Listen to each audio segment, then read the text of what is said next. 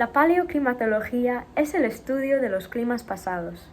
El prefijo paleo proviene del término griego paleos, que significa antiguo, y clima es el término que usamos para referirnos al patrón climático en una región específica durante un periodo de al menos 30 años.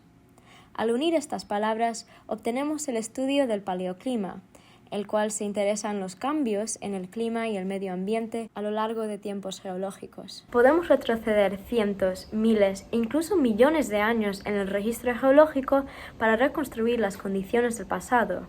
Algunas de estas condiciones que podemos medir incluyen el nivel del mar pasado, la temperatura del océano y del aire, la composición química del agua del mar y de la atmósfera, y los niveles de precipitación, por mencionar algunos.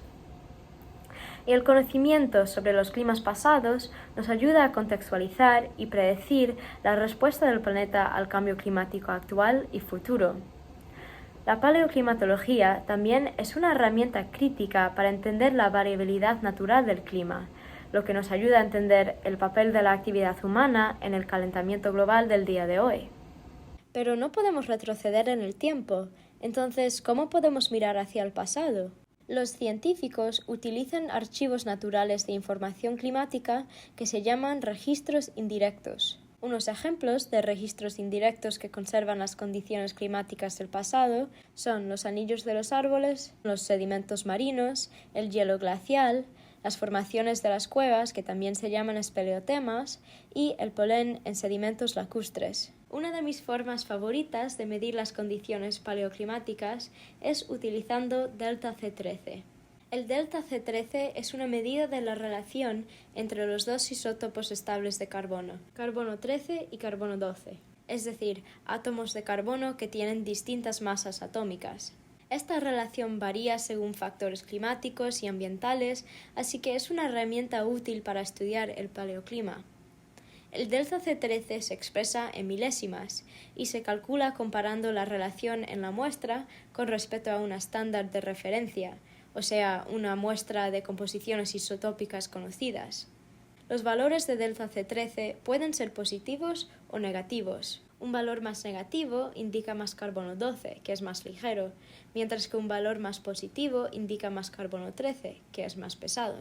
En la atmósfera encontramos carbono en forma de dióxido de carbono, y la composición del dióxido de carbono atmosférico está dominada por el carbono 12. Está compuesto por un 98,9% del isótopo más ligero y solo 1,1% del isótopo más pesado. Durante fotosíntesis, organismos como algas y plantas asimilan preferentemente el isótopo más ligero. Esto se llama fraccionamiento isotópico. Al extraer más del isótopo ligero, estos organismos cambian la proporción entre carbono 12 y carbono 13 en su entorno.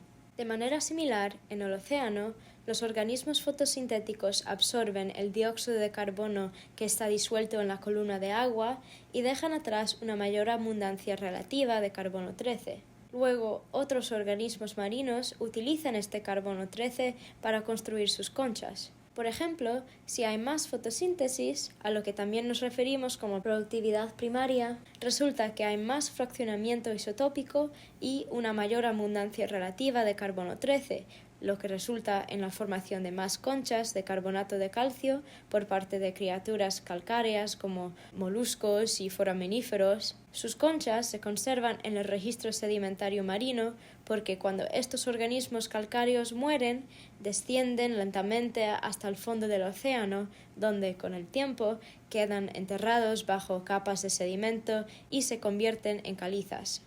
Estas rocas de carbonato conservan los valores de delta C13, por lo que son archivos increíbles de productividad primaria y cambios en el ciclo de carbono.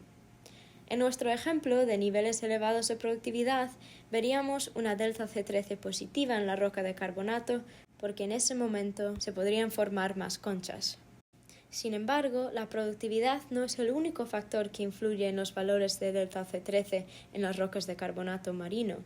Durante periodos de alto vulcanismo, por ejemplo, tendemos a observar valores de delta C13 más negativos porque el dióxido de carbono liberado por los volcanes suele tener un alto contenido de carbono 12. Por lo tanto, es importante interpretar los valores de delta C13 en su contexto geológico y temporal. Podemos medir las composiciones isotópicas de carbono estable en las rocas de carbonato utilizando un espectrómetro de masas de relaciones isotópicas. Primero, se colocan las muestras de roca de carbonato en forma de polvo en el espectrómetro de masas y luego el carbono inorgánico se disuelve y se libera dióxido de carbono. Después, el espectrómetro de masas analiza el contenido isotópico del dióxido de carbono que se libera durante este proceso de acidificación.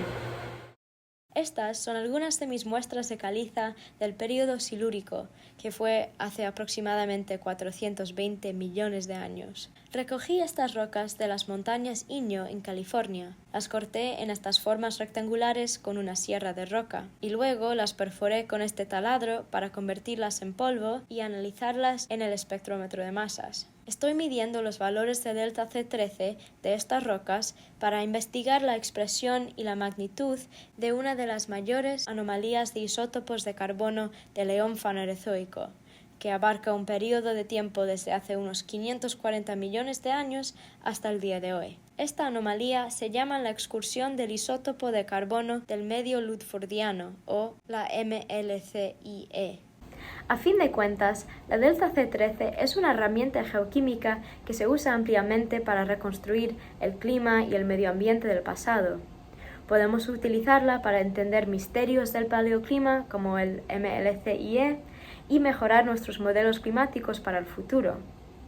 Representantes geoquímicos como estos son ventanas al pasado que nos pueden enseñar mucho sobre la respuesta natural al cambio climático, con implicaciones muy importantes para nuestro futuro.